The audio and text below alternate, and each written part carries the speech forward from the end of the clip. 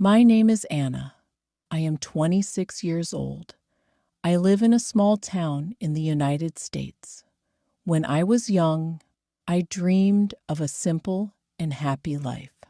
I wanted to get married, have 1 or 2 children, and live in a small house with a good man. I believed love was easy. I believed life would be kind, but I was wrong.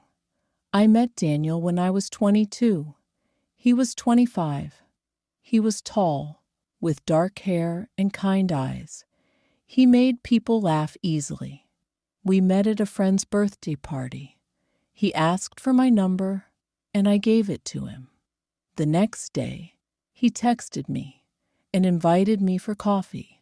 We talked for hours. He listened to me. He made me feel special. Soon, we were seeing each other every day. He brought me flowers. He called me every night.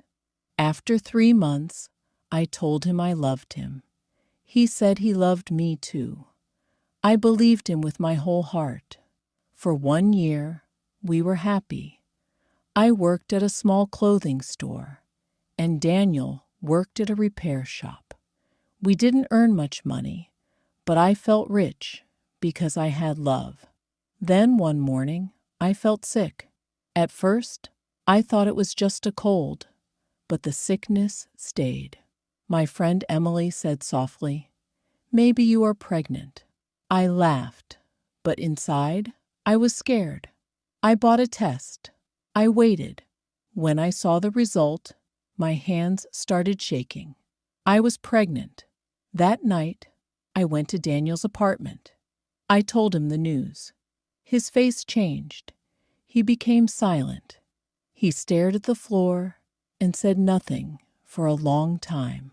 Finally, he whispered, "I'm not ready for this." My heart broke at that moment. I tried to hold his hand, but he pulled away. The next day, he stopped calling. He stopped answering my messages. When I went to see him, he didn't open the door. One short message ended everything. "I can't do this. I'm sorry." I cried for hours. I felt lost and afraid. I told my parents. My mother cried with me. My father hugged me and said, "You are not alone." I moved back home. I felt small and broken, but inside me, a new life was growing. Every month, my belly grew. I worked until the day my baby was born. One night, the pain became strong. My mom rushed me to the hospital. After many long hours, I heard a tiny cry. "It's a girl," the nurse said. They placed her in my arms.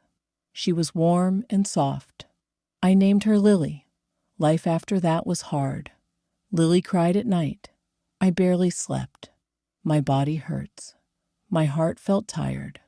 But when I looked at her tiny face, I felt strength I never knew I had. I whispered, "I will protect you. I promise." Daniel never came. He never asked about Lily. One day, I saw him in town. He walked past me without a word. I held Lily closer and walked away. When Lily was 5 months old, I returned to work. My mother watched her while I worked long hours. I stood on my feet all day, smiling at customers, hiding my pain. Every evening, I rushed home to hold my baby. I cooked, cleaned, fed her, bathed her, and sang her to sleep. My life was busy and exhausting, but it was full of love. Money was always tight. I bought only what Lily needed. I wore old clothes. I skipped meals sometimes. None of that mattered. Her smile was my reward. Lily grew fast. She learned to sit, then walk. Every small step filled my heart with pride. When she was sick, I stayed awake all night holding her, praying she would feel better. When Lily turned 2, she started talking. "Mama," she said, and my heart melted. She hugged me for no reason. She made my lonely apartment feel like a home. One day at the park, I saw Daniel again, this time with another woman. My chest felt tight, but I didn't cry. I looked at Lily running across the grass, her laughter floating in the air. I whispered, "You are enough." Soon, we moved into a small apartment of our own.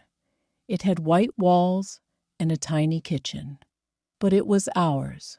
We ate dinner on the floor that first night, laughing as Lily dropped her spoon. "This is our home," I said. Life became peaceful in its own quiet way. Work, daycare, bedtime stories, and simple dinners. Lily loved books and bedtime songs. Some nights I felt lonely, but I never felt weak. I was stronger than before. When Lily turned 4, she asked, "Mom, do I have a dad?" My heart paused. I held her small hands and said, "Yes, but he chose a different path."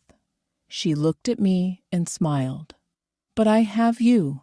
I hugged her tightly, "and I will always stay." The years passed. Lily started school. On her first day, she held my hand tightly. "Will you wait for me?" she asked. I smiled. "Always." When she walked into her class, I cried quietly on a bench, filled with pride. Now my life is still simple. I still work long hours. I still count my money carefully. But every morning, Lily hugs me and says, "Good morning, Mom." And that is enough. I once dreamed of a perfect life and not get it. Instead, I got a harder path, but a stronger heart. I became a mother, and I learned that love is not about who stays.